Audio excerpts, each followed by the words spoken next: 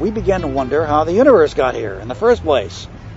And the current thinking is that it big banged into existence, or there might have been multiple bangs. Some of them disappeared after a while, so it might have gang banged into its existence.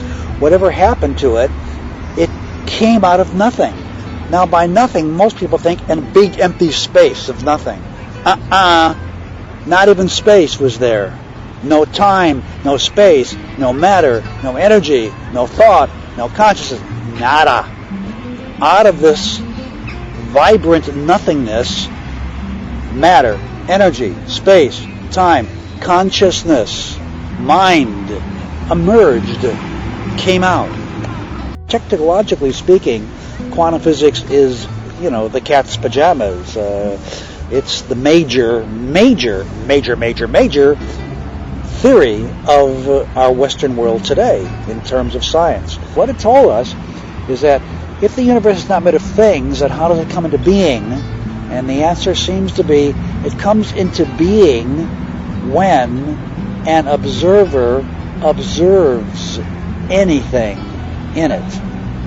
So it's opened up the door to fantastical kind of thinking, new ways of envisioning, and opens this door to, well, how is it that an observer, by looking, can change what's being looked at? Well, some people only think they have to think great thoughts, and some people really think that thought creates reality, and they think if they just sit on their butts and think great thoughts, great things are going to appear right before their eyes, and it doesn't work that way at all. Never has, never will.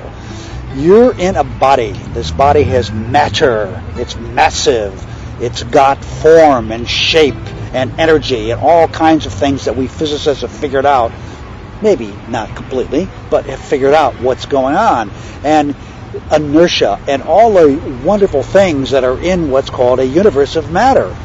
If it was just thought into activity without matter around, well, that would be boring, because any jackass can make a mountain of gold. What the hell value would gold have if that were the case? So in order to have value, in order to have structure, in order to have meaning, in order to have something rather than nothing, we need to be able to have resistance to just thinking things into existence and hoping for the better. I find it utterly devastating to teach people, so-called false teachers that come out and tell you, no, you think and everything will happen wonderfully for you. It doesn't work that way.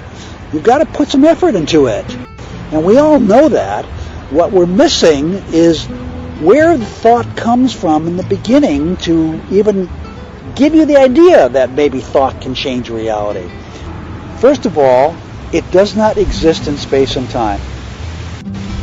In other words, it isn't something real, if by real we mean material, tangible, physical, there rather than here. It doesn't exist like that.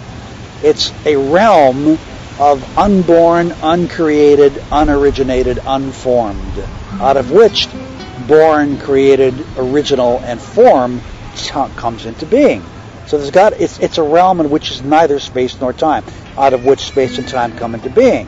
Everybody's in contact with that realm because you can't help but be in contact with the realm because your thoughts themselves are arising from that realm.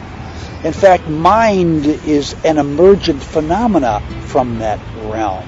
The big thing we're talking about here is a new way of thinking about this thing we call the person, the self, the beingness, the I.